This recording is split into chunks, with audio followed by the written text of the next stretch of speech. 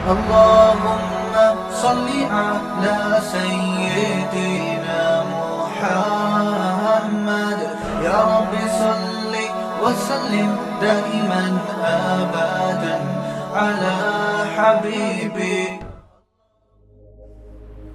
لوگ بہت اصرار کر رہے تھے کہ جی محرم پہ کچھ بیان ہو جائے.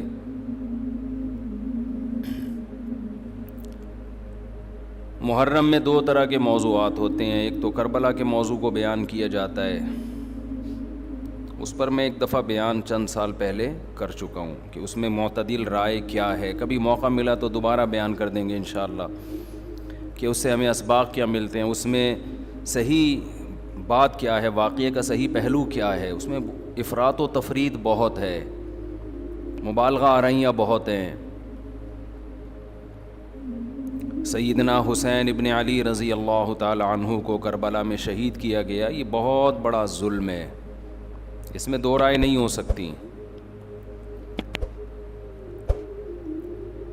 اور بڑی بات یہ کہ حکومت کی سرپرستی میں یہ کام ہوا ہے، اس لیے یہ بڑا ظلم ہے. جو اسلامی حکومت تھی، جو خلافت کی دعوے دار تھی، شاید اسلامی تاریخ میں اس سے بدترین واقعہ ہمیں نہیں ملتا. لیکن یہ ایک واقعہ ہے، محرم کا اس سے براہ راست کوئی تعلق نہیں ہے. واقعات تو کسی نہ کسی مہینے میں ہوتے ہیں، کسی نہ کسی تاریخ کو ہوتے ہیں،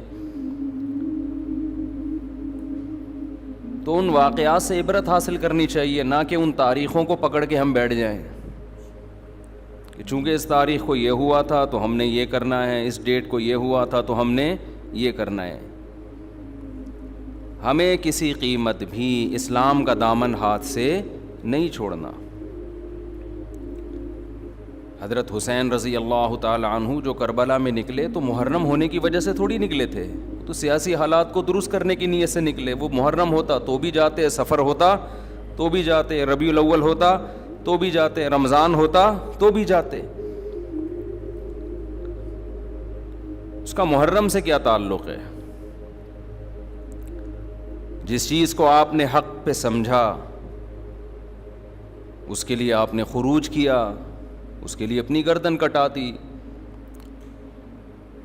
غیرت کی شہادت کو ذلت کی زندگی پر ترجیح دی، پورا خاندان کٹوا دیا مگر غیرت پر سودا نہیں کیا. تو اگر یہ سفر میں آپ کو موقع ملتا تو آپ سفر میں نکلتے، ربیع الاول میں موقع ملتا تو ربیع الاول میں نکلتے، رمضان میں ملتا تو رمضان میں نکلتے. ہمیں کیا کرنا ہے؟ چاہے محرم ہو، چاہے سفر ہو، چاہے ربیع الاول ہو، چاہے ربیع الثانی ہو، جمادی الاولیٰ، جمادی الثانیہ، رجب، شعبان، رمضان، ہمیں حکم یہ ہے کہ شریعت نے ہمیں جو حکم دیا ہم اس سے تجاوز نہ کریں. اسلام کیا آرڈر دیتا ہے ہمیں؟ اسلام ہمیں غم کے موقع پہ بھی احکام دیتا ہے اور خوشی کے موقع پہ بھی احکام دیتا ہے. اس سے ہم نے دائیں بائیں نہیں ہونا. الذین اذا اصابتهم مصیبۃ قالوا انا للہ وانا الیہ راجعون. اہل ایمان کی علامت ہے جب انہیں کوئی مصیبت پہنچتی ہے تو کیا کہتے ہیں؟ ہم اللہ ہی کے لیے ہیں اور ہم نے لوٹ کر اللہ ہی کی طرف جانا ہے. یہ کہہ کے صبر کرتے ہیں. دیکھو مصیبت کے موقع پہ آپ کے پاس دو آپشن ہیں، یہ قرآن نے دی ہیں. ایک انتقام، انما السبیل علی الذین یظلمون الناس. فرمایا جو کسی پہ ظلم کرے گا اس پہ گناہ ہوگا، جو ظلم کا بدلہ لے گا اس پہ گناہ نہیں ہوگا. وَجَزَاءُ سَيِّئَةٍ سَيِّئَةٌ مِثْلُهَا. قرآن کہہ رہا ہے برائی کا بدلہ اسی کے بقدر برائی. یہ بھی آپشن آپ کے پاس ہے. کسی نے آپ کے ساتھ ظلم کیا، زیادتی کی، آپ ظالم سے بولیں بدلہ لیں، آپ اجازت دی. تبھی تو قرآن نے کہا کوئی کسی کو قتل کر دے فقد جعلنا لولیہ سلطانا فلا یسرف فی القتل، اللہ کہتے ہیں ہم نے مقتول کے وارث کو اجازت دی ہے کہ قاتل سے بدلہ لے لے، ہم نے اس کو یہ قدرت دے دی ہے، ہم نے طاقت دے دی ہے، ہم نے اجازت دے دی ہے۔ بین الاقوامی لاء تو کہتا ہے کہ قاتل کو آپ قتل نہیں کر سکتے، اس کو یہ ہوگا، عمر قید ہوگی۔ اللہ کہتے ہیں نا نا نا نا، کسی کے باپ کو قتل کر دیا گیا، بیٹے کو پرمیشن ہے کہ وہ قاتل سے قصاص لے، حکومت اس میں تعاون کرے گی، قصاص تو یہی لے گا۔ حکومت کا کام ہے قاتل کو پکڑ کے مقتول کے وارث کے حوالے کرنا، بتا بھائی چھوڑنا چاہتا ہے یا مارنا چاہتا ہے، حکومت کا یہ کام ہے۔ حکومت چھوڑ نہیں سکتی آپشن، کیونکہ گورنمنٹ کا بندہ نہیں گیا ہے، بندہ تو جس کا گیا اس کو تکلیف ہوئی ہے نا۔ جو سیکولر حکومتیں ہیں وہ انسانوں کو اپنا غلام سمجھتی ہیں، حالانکہ وہ دعویٰ کرتے ہیں کہ ہم انسانوں کو غلامی سے نکال رہے ہیں۔ اسلام کہتے ہیں کسی کے غلام نہیں ہے، کوئی حکومت کا غلام نہیں ہوتا۔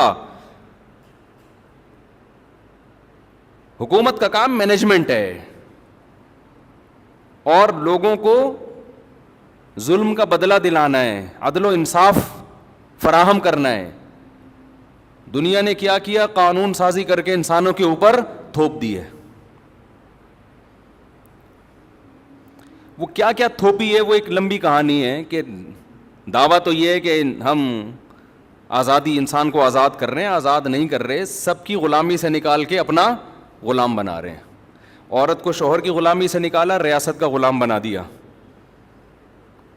شوہر جو باپ پہ خرچ کرتا، بیوی پہ خرچ کرتا، بولا نہیں باپ بیوی پہ خرچ نہیں کرو، ایک دھیلا بھی تم پہ، ہمیں ٹیکس دو، 40% ہمیں دو اپنی تنخواہ کا، 1 لاکھ کما رہے ہو 40,000 ہمیں دو، ہماری مرضی، پھر ہم تمہارے باپ کو اولڈ ہاؤس میں کتنا دیں اور تمہاری بیوی کو ہم کتنا دیں، یہ ہماری مرضی، ہمارا ہیڈک ہے، تمہارا نہیں ہے۔ یہ اسلام ریلیشن کا قائل ہے، ریلیشن، شوہر بیوی کا ریلیشن ہے، شوہر بیوی پہ خرچ کرے گا تاکہ بیوی اس سے محبت کرے، بیٹا باپ پہ خرچ کرے گا تاکہ باپ اپنے بچوں کو شوق سے پالیں گے، یہ بڑھاپے میں ہمارا سہارا ہے۔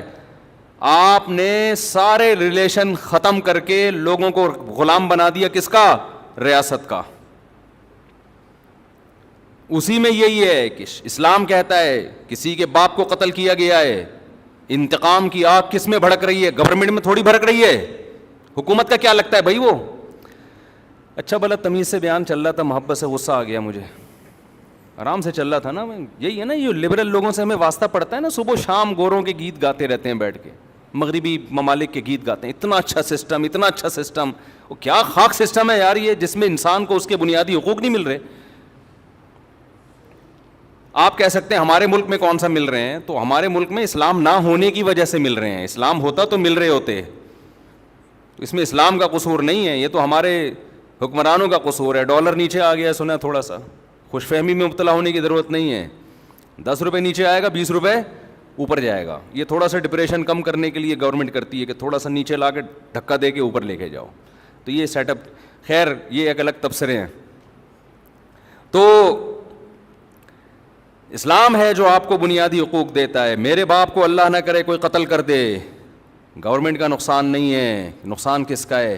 میرا، انتقام کی آگ مجھ میں بھڑکتی ہے، اس کا نقصان یہ ہوتا ہے کہ میں قاتل کو تلاش کروں گا، وہ نہ ملے اس کے بھائی کو مار دوں گا، وہ نہ ملے اس کے ماموں کو مار دوں گا، جو ہوتا ہے قبائلی علاقوں میں۔ اسلام نے اس پہ پابندی لگا دی، نا نا نا نا نا نا۔ اللہ کہتے ہیں فقد جعلنا لولیہ سلطانا، دیکھو ہم نے تمہارے جذبات کا خیال کیا ہے، ہم نے تمہیں طاقت دی ہے کہ قاتل سے بدلہ لوگے تمہیں گناہ نہیں ملے گا۔ اب جب ہم نے تمہیں تمہارا حق دے دیا تو اب حد سے تجاوز نہ کرو۔ کیا مطلب؟ قاتل کے علاوہ کسی اور سے بدلہ لینے کی کوشش نہ کرو۔ اس نے آپ کا ایک مہمان مارا، آپ نے کہا ہم اس کے 2 مہمان ماریں گے، یہ کام، وہ ایک پنجاب والا چلا گیا نا، پنجاب والا چلا گیا وزیرستان میں، وہاں قبائلی لڑائیاں ہو رہی تھیں، تو وہ کہیں باہر اس کو چارپائی پہ سلا دیا انہوں نے، تو اس کو ڈر لگ رہا ہے یار ان کی تو دشمنی، اٹھا اٹھا کی رات کو آوازیں آتی، مجھے کو مار پور کے نہ چلا جائے۔ اس نے دروازہ بجایا, بھائی مجھے اندر سلا. اس نے کہا کیوں, گھبرا کیوں رہا ہے؟ اس نے کہا مجھے ڈر ہے آپ لوگ کی دشمنیوں میں نہ مارا جاؤں. اس نے کہا فکر نہ کرو, وہ ہمارا ایک مہمان مارے گا, خدا کی قسم اس کا 10 مہمان مارے گا. اس نے کہا بھائی اس کا تم 10 مارو 20 مارو, ہم تو مر گئے نا, ہم تو گئے کام سے.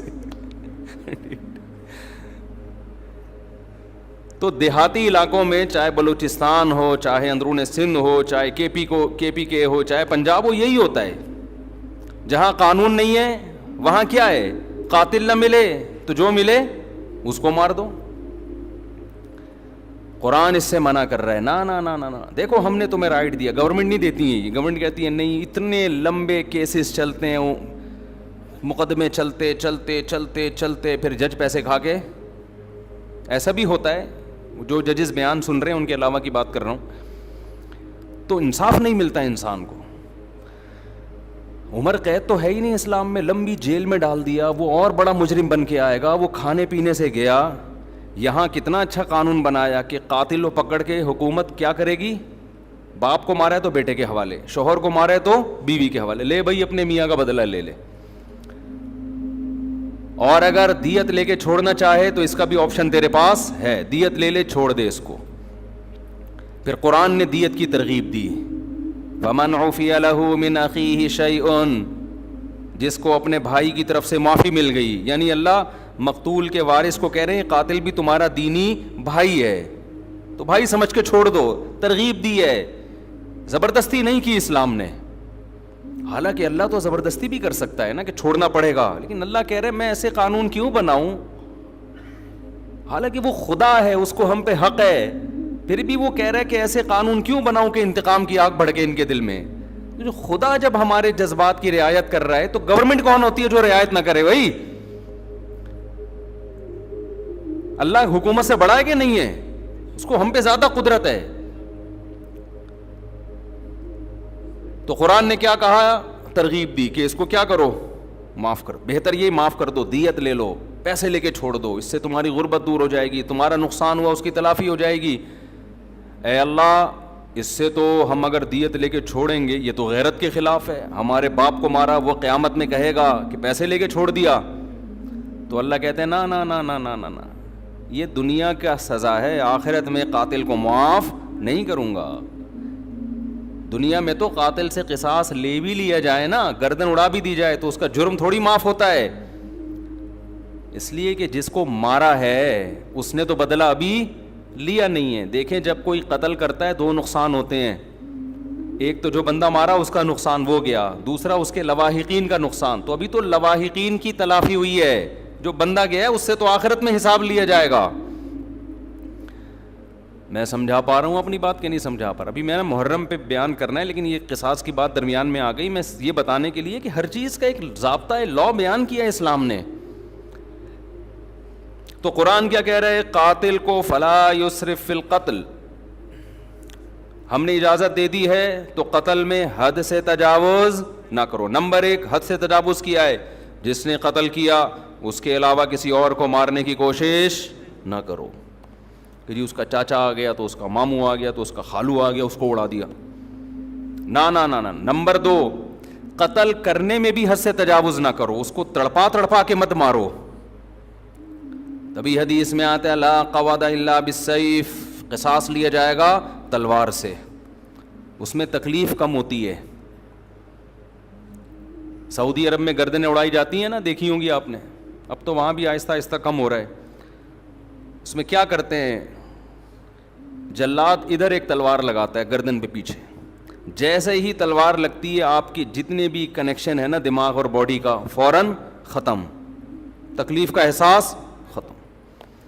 ادھر قاتل کی گردن الگ ہوئی, قاتل تڑپتا ہوا نظر آتا ہے مگر اسے تکلیف بولو نہیں ہوتی, کیونکہ دماغ اور باڈی کا کنیکشن کیا ہو گیا, ختم. تو وہ تکلیف کیسے محسوس کرے گا؟ لیکن دہشت بہت ہوتی ہے, کیونکہ جس طرح اس کی گردن الگ ہو کے گرتی ہے اور جس طرح اس کی لاش تڑپ رہی ہوتی ہے, اس سے لوگوں پر ایک دہشت طاری ہو جاتی ہے اور لوگ قتل سے بچ جاتے ہیں کہ یار ہمارا بھی انجام ہوگا. کتنا پیارا حکم ہے کہ جو قتل کا مقصد تھا لوگوں کو بچانا آئندہ جرم سے, وہ مقصد پورا پورا حاصل ہو رہا ہے اور قاتل کو تکلیف کم سے کم دی جا رہی ہے. میں سمجھا پا رہا ہوں اپنی بات؟ لیکن جو اسلام مخالف قوتیں ان کا قانون کیا ہے؟ بند کمرے میں لٹکاؤ.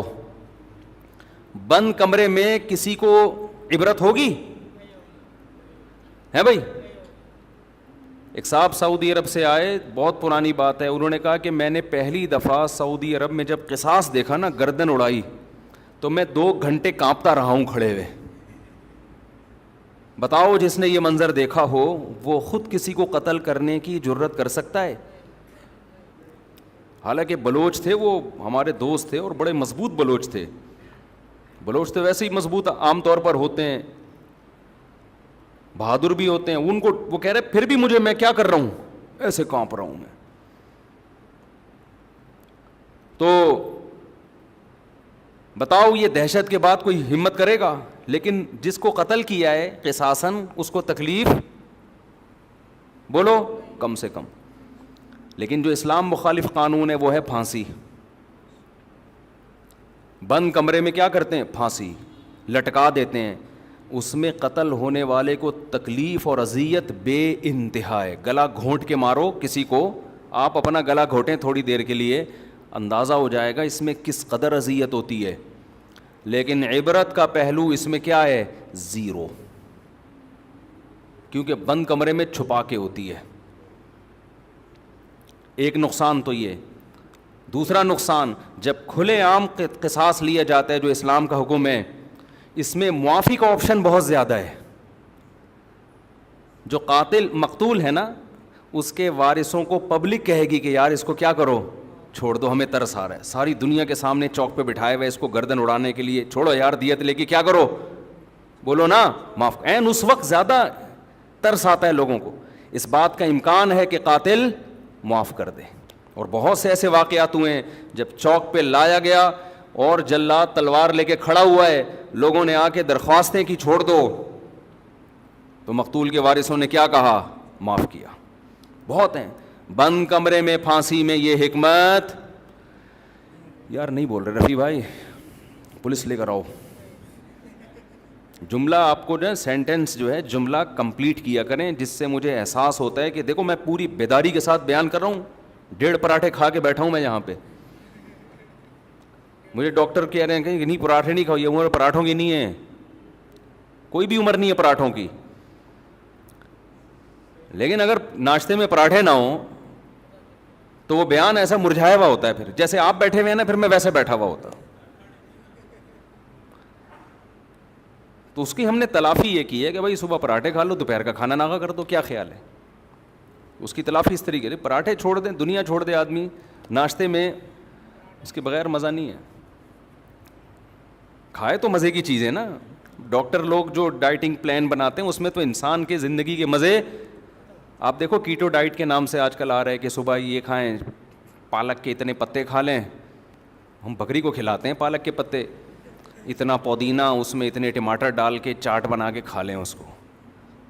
اور پھر دوپہر کو آپ نے تھوڑے سے پتہ نہیں کیا کرتے ہیں وہ, یہ کھا لیں 2 انڈے, اور یہ رات کو آپ تھوڑا سا گوشت, وہ بھی نمکین بالکل سوکھا. اس سے آپ کی صحت بہت اچھی ہو جائے گی. تو کرنا کیا ہے بھائی ایسی صحت کے اچھے کر کے, کیا خیال, زندگی لمبی ہو جائے گی آپ کی. پتے کھا کے 90 سال جینے سے بہتر ہے گوشت کھا کے, انڈے کھا کے, پراٹھے کھا کے 50 سال میں یا 40 سال میں مر جائے آدمی. میں خود صحت کا قائل ہوں کہ انسان کو پھوڑنا پھاڑنا نہیں چاہیے, صحت کا بہت خیال کرنا چاہیے, کیونکہ جب بیمار ہوتا ہے تو اندازہ ہوتا ہے صحت کتنی بڑی نعمت ہے.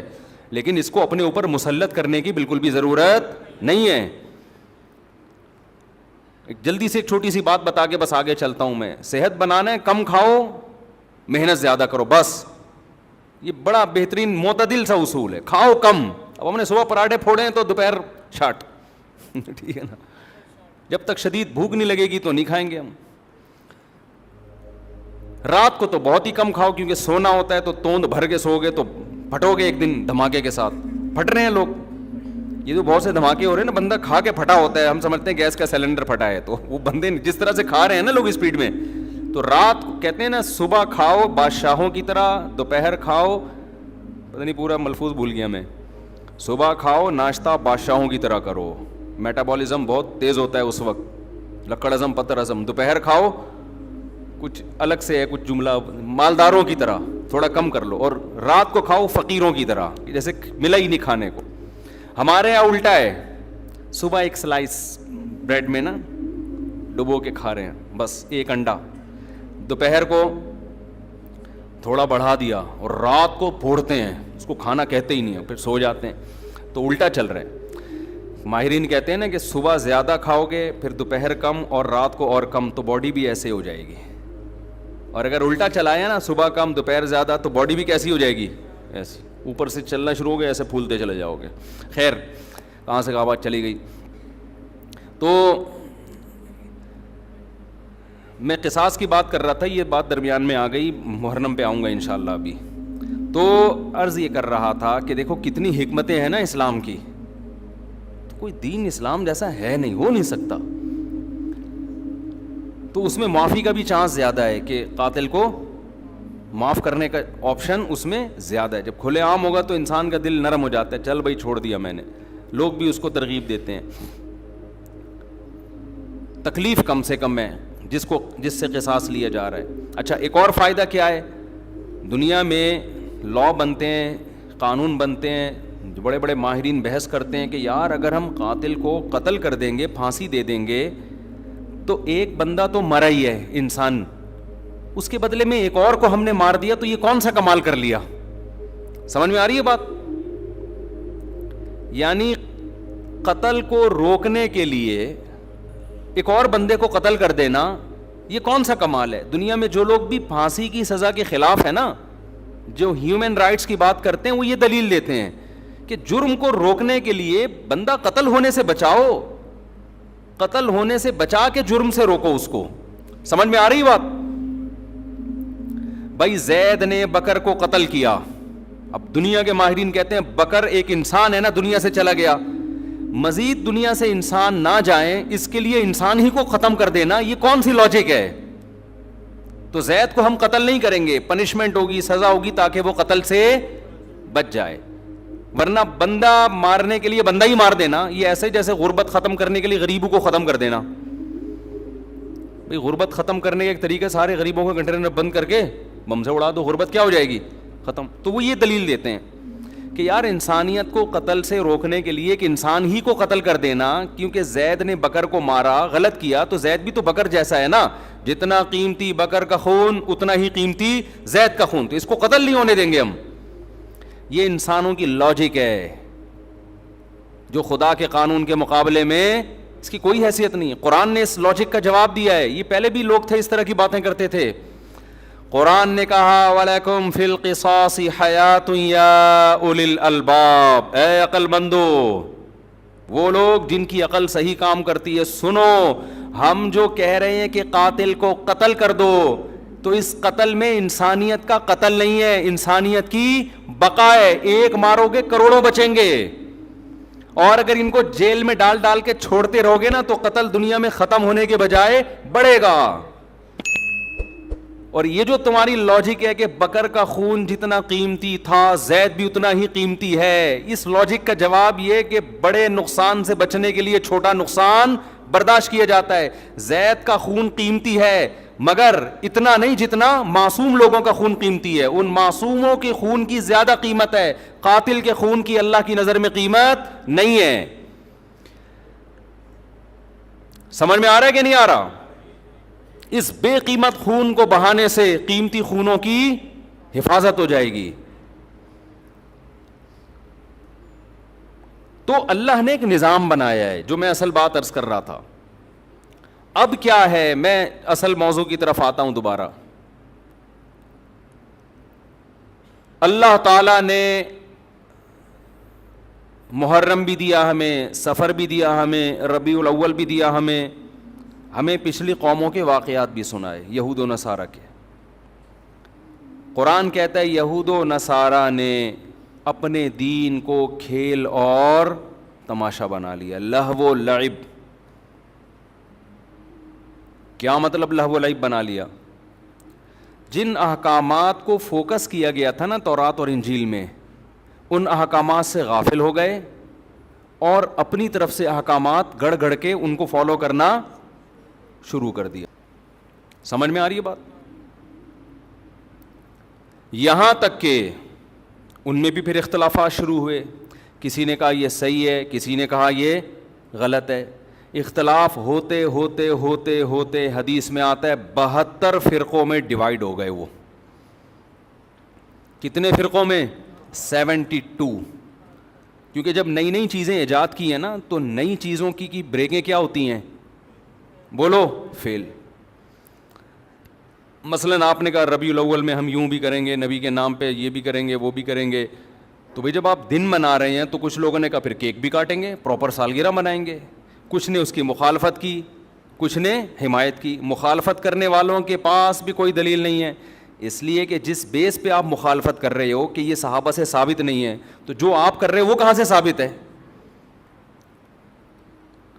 تو ٹکڑوں میں بٹنا, فرقوں کے اندر فرقیاں نکلنا شروع, فرقوں کے اندر فرقیاں.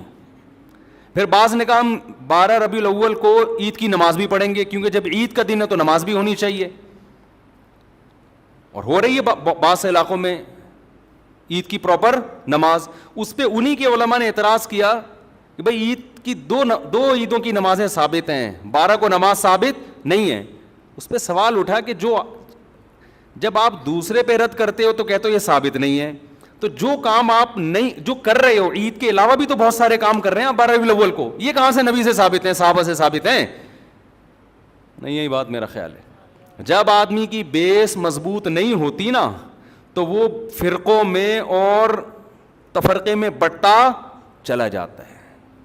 وہ فرقے سے فرقیاں, فرقیوں کی پھر ذیلی فرقیاں, وہ ہوتے ہوتے اتنا کچومڑ بن جاتا ہے کہ سمجھ میں نہیں آتا کہ میں اس کو فالو کروں یا اس کو فالو کروں.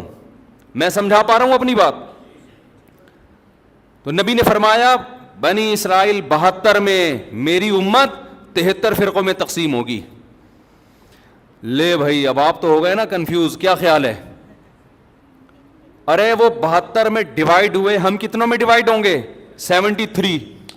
اب آپ بتاؤ اگر نبی صرف اتنی بات بتاتے, آگے نہ ہوتا, تو ہم تو پاگل ہو جاتے کہ نہیں ہو جاتے؟ مجھے لگ رہا ہے آپ نہ پاگل ہوں گے نہ عقل مند ہوں گے.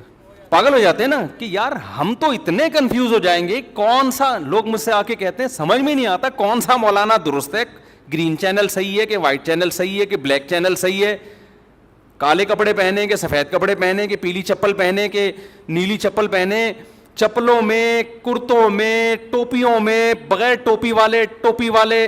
پنجاب میں ایسی مسجد بھی ہے, میں پنجاب گیا ہوا تھا تو مسجد میں 2 جماعتیں ہو رہی تھی, ٹوپی والوں کی الگ اور بغیر ٹوپی والوں کی الگ. ایک فرقہ ہے وہ کہتا ٹوپی نہیں پہنو, وہ کبھی بھی ٹوپی نہیں پہنتے. ایک ٹوپی والوں کی الگ ہو رہی تھی اور بغیر ٹوپی والوں کی الگ ہو رہی تھی. تو فرقے در فرقیاں, یہ فرقیاں لفظ میں نے خود نکالا ہے, فرقی یہ ہے نہیں عربی میں, لیکن یہ اردو میں یہی اچھا لگ رہا ہے. جیسے مولانا ہوتے ہیں نا, ہمارے سر میں تو مولانا کا مطلب مولانا, مولوی کا مطلب تھوڑا سا چھوٹا قسم کا. اور ایک حضرت نے ایک لفظ نکالا تھا مولوڑی, جو بالکل جس کو کچھ بھی نہ آتا ہو لیکن مولانا بن کے گھوم رہا ہو. تو کہتے ہیں یہ جو مولوڑی ہیں نا یہ فساد پیدا کرتی ہیں, نہ یہ مولوی ہے نہ یہ مولانا ہے, یہ کیا ہے, چھوٹی چھوٹی مولوڑیاں. ان کو آتا کچھ بھی نہیں ہے لیکن مولانا بنے ہوئے فتوے دے رہے ہوتے ہیں. تو 73 فرقوں میں امت کیا ہوگی؟ ڈیوائیڈ. ہم ابھی اسی سے ڈرے بیٹھے تھے کہ یار اتنے فرقے, نبی نے ہمیں اور ڈرا دیا. آگے جو الفاظ ہیں اس سے تو اور زیادہ خوف پیدا ہو رہا ہے. پھر نبی تسلی بھی دیں گے, اور خوف پیدا ہو رہا ہے. آپ نے فرمایا کلہم فی النار الا واحدہ, ایک کے علاوہ سب کے سب کہاں جائیں گے؟ جہنم کی آگ میں. سب کو اٹھا کے پھینک دے گا اللہ جہنم میں. لو بھائی اس سے تو ہمارا خوف کم ہونے کے بجائے اور زیادہ بڑھ گیا. اگر نبی اتنا ہی کہتے 73 فرقوں میں ڈیوائیڈ ہو جاؤ گے, ہم کہتے کوئی بات نہیں یار 73 میں سے ہو سکتا ہے 70 جنت میں جائیں, تو ہم کس میں سے ہوں گے؟ انہی 70 میں سے ہوں گے.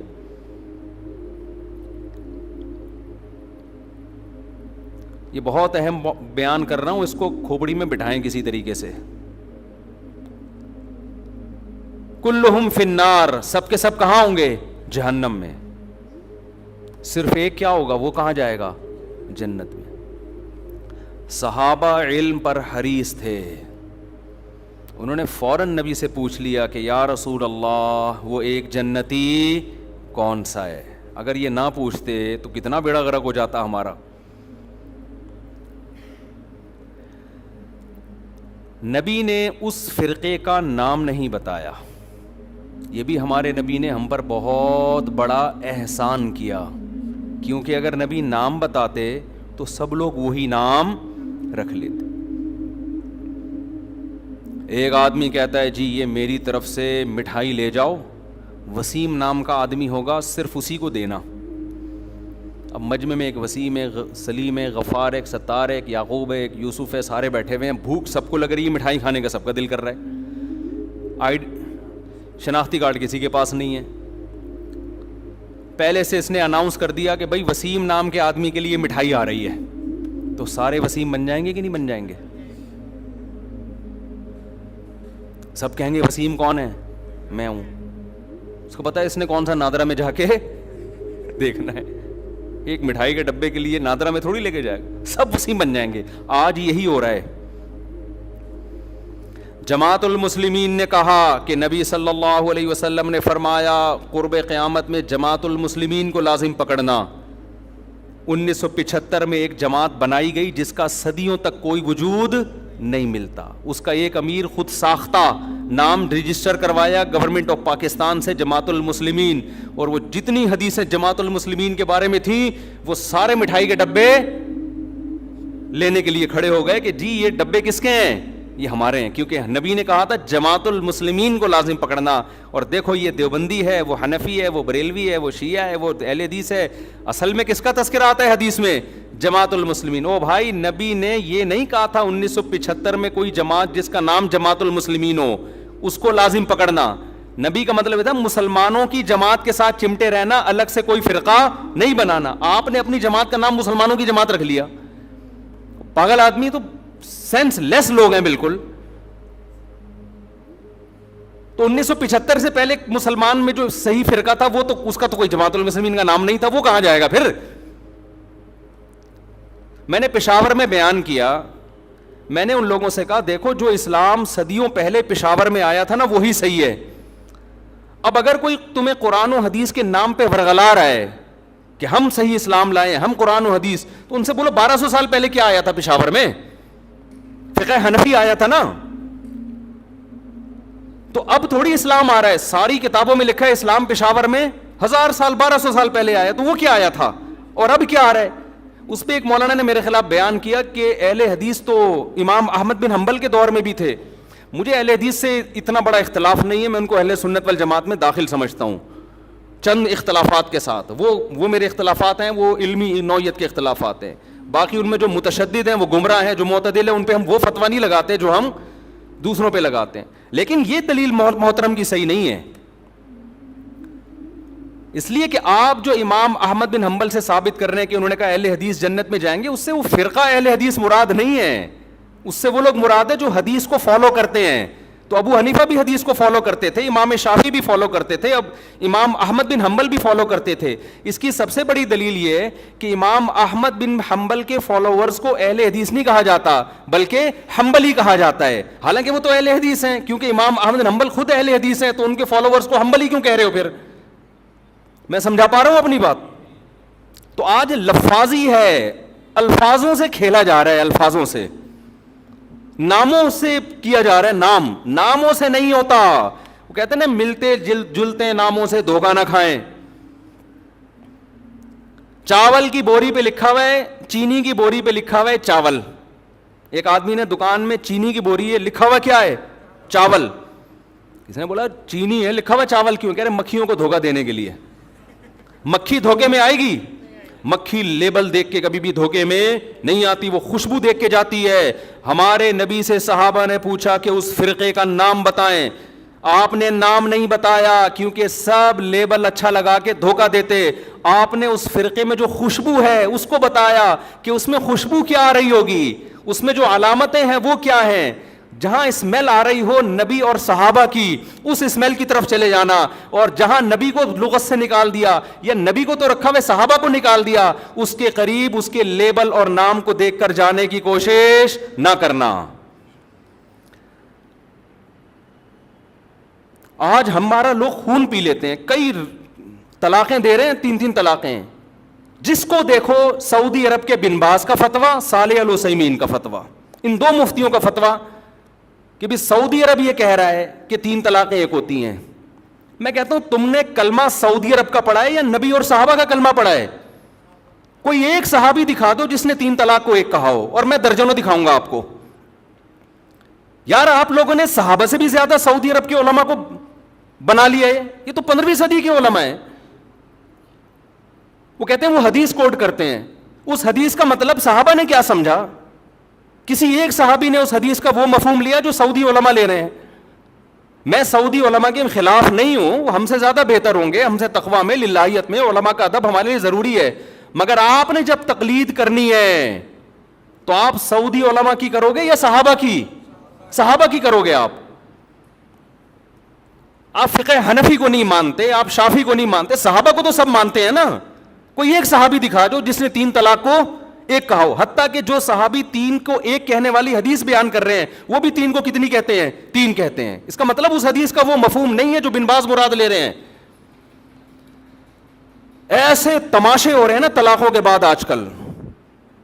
شوہر طلاقیں دیتا ہے, بیوی اپنی مرضی کا فتویٰ, بیوی کو رہنا ہے تو اہل حدیث سے فتویٰ لا رہی ہے, نہیں رہنا تو حنفیوں سے فتویٰ لے کے آ رہی ہے. قرآن نے جہاں طلاق کے مسائل بیان کیے وہاں اللہ نے کہا کہ اللہ کی آیات کو, اللہ کے احکام کو مذاق نہ بناؤ. اہل حدیث حضرات علماء کی انتہائی عزت کے ساتھ, لیکن میں یہ اپنا رونا میں ان کے سامنے روتا ہوں کہ آپ لوگوں کی وجہ سے طلاق کے احکام مذاق بن چکے ہیں اس وقت. آپ اس پہ دوبارہ سے تحقیق کریں. اس لیے ہم کہتے ہیں لوگوں کو مجتہدین کو فالو کرو, ان کا علم آج کے مولویوں سے زیادہ, وہ قرآن و حدیث کو آج کے لوگوں سے زیادہ بہتر سمجھتے تھے. ہم قرآن حدیث کے مقابلے میں ابو حنیفہ کو فالو نہیں کرتے, خوب سمجھ لو. ہمارا یہ رائے ہے, فتویٰ ہے, جو صحیح حدیث کے مقابلے میں ابو حنیفہ کو فالو کرے گا کافر ہو جائے گا. گمراہ تو دور کی بات ہے.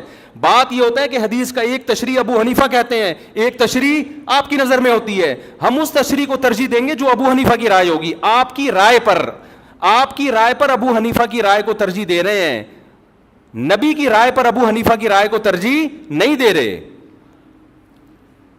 خدا کی قسم لا الہ الا اللہ, جو قرآن و حدیث پر ابو حنیفہ کو ترجیح دے گا اللہ کی قسم کافر ہو جائے گا. وہ ہمارا موقف 2 اور 2 4 کی طرح ہے, لیکن بات یہ آپ کے کہنے سے نہیں ہم کریں گے. آپ کی ایک رائے ہے جو صحیح بھی ہو سکتی ہے, غلط بھی. ابو حنیفہ کی بھی ایک رائے ہے جو صحیح بھی ہو سکتی ہے, غلط بھی, لیکن اس میں غلطی کا امکان کم, آپ میں غلطی کا امکان زیادہ ہے.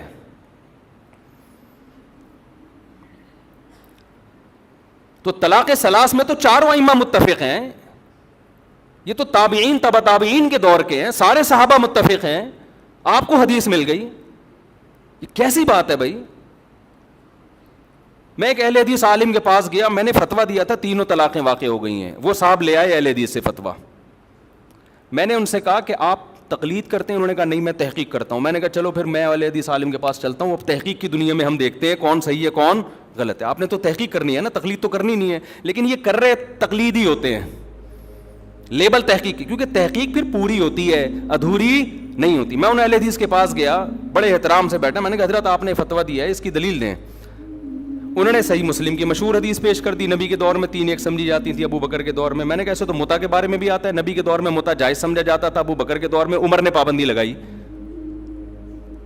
تو پھر متا بھی حلال ہے. کہہ رہے نہیں اس کے تو منسوخ ہونے کی دلیل ہے. تو میں نے کہا اس کے بھی منسوخ ہونے کی دلیل ہے, ادھوری حدیث نہ بتائیں, دوسری حدیث بھی بتائیں. پھر وہ کہنے لگے, میں نے کہا پھر خود اس حدیث کے جو راوی عبداللہ بن عباس ہیں وہ خود کہہ رہے ہیں کہ 3 طلاقیں ایک وقت کی 3 ہوتی ہیں. تو وہ جواب میں کہتے ہیں کہ ہم نے کلمہ عبداللہ بن عباس کا نہیں پڑھا, ہم نے کلمہ نبی کا پڑھا ہے. میں نے کہا ویل ڈن, حضرت مجھے یہ بتائیں کہ آپ نے نبی کا کلمہ پڑھا ہے؟ عبداللہ بن عباس نے کس کا کلمہ پڑھا تھا؟ انہوں نے نبی کا کلمہ پڑھے بغیر یہ فتویٰ دے دیا. تو میں عرض کر رہا ہوں کہ لفاظی ہے, سمجھ رہے ہیں, لیبل اچھے اچھے لگے ہوئے ہیں. باقی ہر چیز میں اہل حدیث کو غلط نہیں کہتا, بعض چیزوں میں صحیح ہیں وہ, اور بعض چیزوں میں دیوبندی غلط ہے, معذرت کے ساتھ. اللہ یہ کہ دیوبندیوں کے جو محققین ہیں, بڑے بڑے علماء ہیں, وہ ایسی غلطیاں نہیں کرتے. مفتی تقی عثمانی صاحب ہو گئے, اس لیول کے جو علماء ہیں نا وہ معتدل ہیں. وہ آپ نے دیوبندیت کو سمجھنے کے لیے ہر آدمی کو فالو نہیں کرنا, ہر ایک کا بیان آپ یوٹیوب پہ سن کے فتویٰ لگا دو کہ یہ ایسا نہیں ہے بھائی. بعض لوگ کیا کرتے ہیں, دیکھ کے چاول جیسے تھوڑے سے چکھے آپ نے اور پوری دیکھ پہ حکم لگا دیا. بعض لوگ کیا کرتے ہیں, کسی اسکالر نے کوئی غلط بیان, مسئلہ غلط بیان کیا, فوراً کوئی فتنہ پرور بیٹھا ہوتا ہے, اس کا کلپ چلاتا ہے, دیکھو دیوبندی کیا کہہ رہے ہیں. او بھائی یہ پورا دیوبندی ٹھیکیدار تھوڑی ہے یہ بندہ کہ جو بولے گا آپ نے سب پہ ٹھوک دیا اس کو. میں تو آپ کو پھر بھی دیوبندی بریلوی کی بحث میں, یہ تو لوگوں نے مشہور کی ہوئی ہے, ہمیں تو ہم اللہ کی قسم اٹھا کے کہتے ہیں کہ اپنے نام کے ساتھ نہ دیوبندی لگاؤ نہ بریلوی. میرے نام کے ساتھ لگایا تھا, میں نے ہٹوایا ہے لوگوں سے. یہ بھی ہمارے اکابر کی تعلیمات ہیں.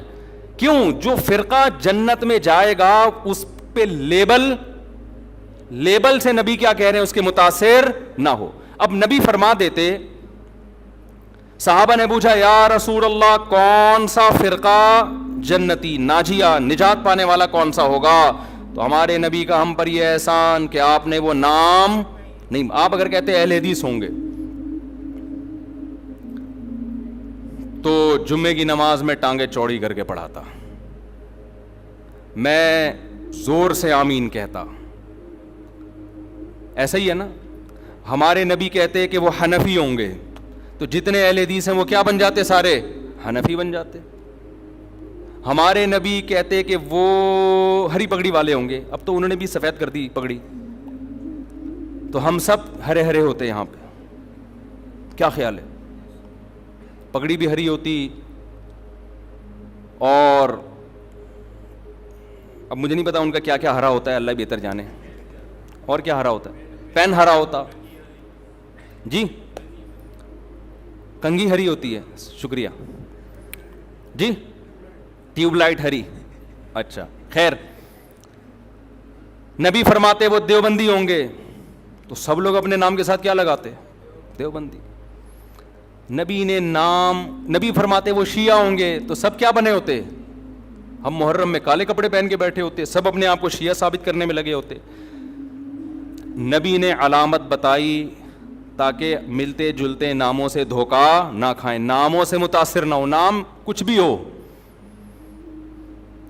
اول تو ہمارا نام مسلم رکھ دیا ہے قرآن نے, تو ہم سب کیا ہیں؟ مسلم ہیں, جس کو اردو میں مسلمان کہا جاتا ہے. ہمیں کسی اور شناخت کی بالکل ضرورت نہیں ہے. سوال پیدا ہوتا ہے پھر یہ مشہور کیسے ہو گئے دیوبندی بریلوی؟ میں بار بار کہتا ہوں یہ لوگوں نے نام دیے ہیں آسانی کے لیے. مثال کے یہ لوگ کیوں نام دیتے ہیں؟ آپ کہیں رشتہ لینے کے لیے جائیں, لڑکی والے آپ کا کانسیپٹ پوچھنا چاہتے ہیں کہ یہ میلاد شریف والا ہے, تیجے 40ویں والا ہے, ربیع الاول میں پروگرام والا ہے, یا یہ والا نہیں ہے. اب وہ پوری ڈیٹیل پوچھیں تمہارا عقیدہ کیا ہے, پوری ڈیٹیل کے بجائے شارٹ نام رکھا ہوا ہے, بھائی جو یہ کرتے ہیں ان کو بریلوی کہا جاتا ہے, جو یہ نہیں کرتے ان کو کیا کہا جاتا ہے؟ دیوبندی. تو ان شارٹ وہ انہوں نے, کیونکہ مسلمان تو دونوں ہی کہلاتے ہیں نا. ایک صاحب مجھے کہنے لگے آپ حنفی کیوں ہیں, آپ مسلم کیوں نہیں ہیں؟ میں نے کہا ہم حنفی شافی کے مقابلے میں ہیں, غیر مسلم کے مقابلے میں ہم مسلم ہیں. ہم دیوبندی بریلوی کے مقابلے میں کہلاتے ہیں, غیر مسلم کے مقابلے میں تھوڑی ہم دیوبندی ہوں, تو مسلم ہیں. تو اللہ نے ہمارا نام مسلم غیر مسلم کے مقابلے میں رکھا ہے. باقی نام بھی ہم نے نہیں رکھے, پبلک نے اپنی آسانی کے لیے رکھے, پھر وہ مشہور ہو گئے.